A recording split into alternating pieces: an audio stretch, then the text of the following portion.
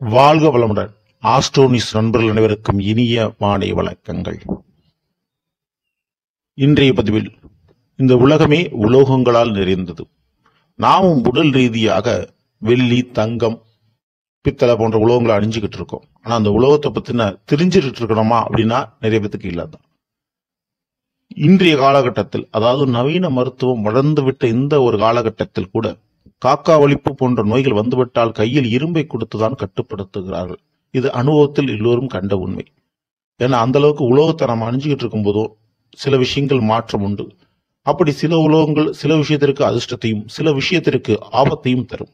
அது எதுன்னு தெரிஞ்சுக்கோங்க. அதுவும் இன்றைய பதில பார்க்கக்கூடிய ஒரு ராசி அப்படின்னா கன்னி ராசியில் பிறந்தவர்களுக்கு பஞ்ச உலோக ரகசியங்களை பற்றி பார்க்க போறோம். பதிவா ஃபுல்லா பாருங்க. நம்ம சேனலை மறக்காம சப்ஸ்கிரைப் பண்ணி வச்சுக்கோங்க.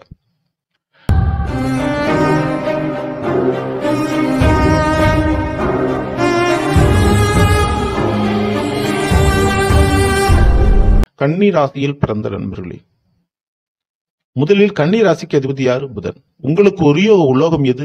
பித்தளை. பித்தளையை நீங்கள் பயன்படுத்துகின்ற பொழுது உடலும் மனமும் ஆரோக்கியம் மேம்படும், புத்தி தெளிவாகும், பல காரியத்தில் நீங்கள் நினைத்தது நடக்கும்.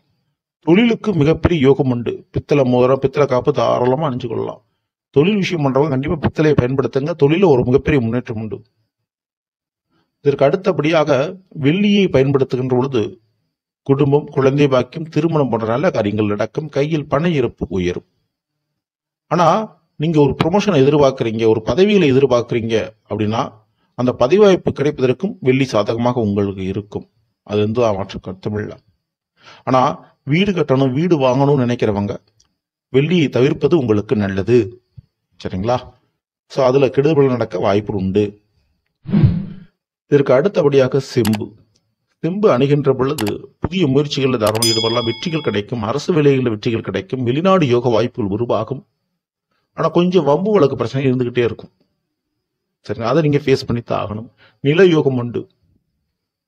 இதற்கு அடுத்தபடியாக தங்கம் பயன்படுத்துகின்ற பொழுது வண்டி வாகனம், அசையும் அசையா சொத்துக்கள் யோகம் ஏற்படும். நிலம், வீடு, வண்டி வாகனம் கிடைக்கும். திருமண யோகங்கள் உண்டு. நல்ல நண்பர்கள், நல்ல ஒரு பார்ட்னர்ஷிப் கிடைக்கும். தொழில நல்லபடியாக ஒரு யோகத்தை கொடுக்கும். ஆனா அதே நேரத்துல உங்களுடைய குடும்பத்திற்கு தேவையில்லாத கடன், குடும்பத்தில் உள்ள உறுப்பினர்களுக்கு தேவையில்லாத நோய் பிரச்சனை கொடுத்துக் கொண்டே இருக்கும். இதற்கு அடுத்தபடியாக இரும்பை பயன்படுத்துகின்ற பொழுது, இரும்பை நீங்க பயன்படுத்துகின்ற பொழுது கண்டிப்பா காதல் கைகூடும். காதல் கல்யாணம் ஏற்பட வாய்ப்பு உண்டு. புத்திர பாக்கியம் கிடைக்க வாய்ப்பு உண்டு. பிள்ளைகள் வழியில் இருக்கக்கூடிய பிரச்சனைகள் சரியாகும். நிரந்தரமான ஒரு வேலை உருவாகும். ஆனா இதெல்லாம் நல்லது நடந்தாலும் கடன் பிரச்சனை ஏற்பட வாய்ப்பு உண்டு. சரிங்களா? சரிங்க, இப்படி நல்லது கெட்டது ரெண்டுமே கலந்து நடக்குது, நல்லது மட்டும்தான் நடக்கணும்னா நான் என்ன பண்ணணும் அப்படின்னு நீங்க கேட்டீங்கன்னா, தேவை உள்ளவர்கள் தேவையான உலோகத்தை மட்டும் பயன்படுத்துகின்ற பொழுது அந்த தேவை முடிந்த பிறகு நீங்க அடுத்த உலோகத்துக்கு மாறிக்கிறது உங்களுக்கு நல்லது. ஓகேங்களா? இதுக்கு வழி அப்படித்தான் இதை நாம் பயன்படுத்த முடியும். எப்படி ஒரு உடம்பு சரியில்லாம போறப்போ, காய்ச்சல் வர்றப்போ காய்ச்சலுக்கு உண்டான மாத்திரையை மட்டும் பயன்படுத்துறோம். மாத்திரை தான் அப்படின்றதுக்காக நாம் நல்லா இருக்கும் பொழுது அந்த மாத்திரையை போடுறது கிடையாது.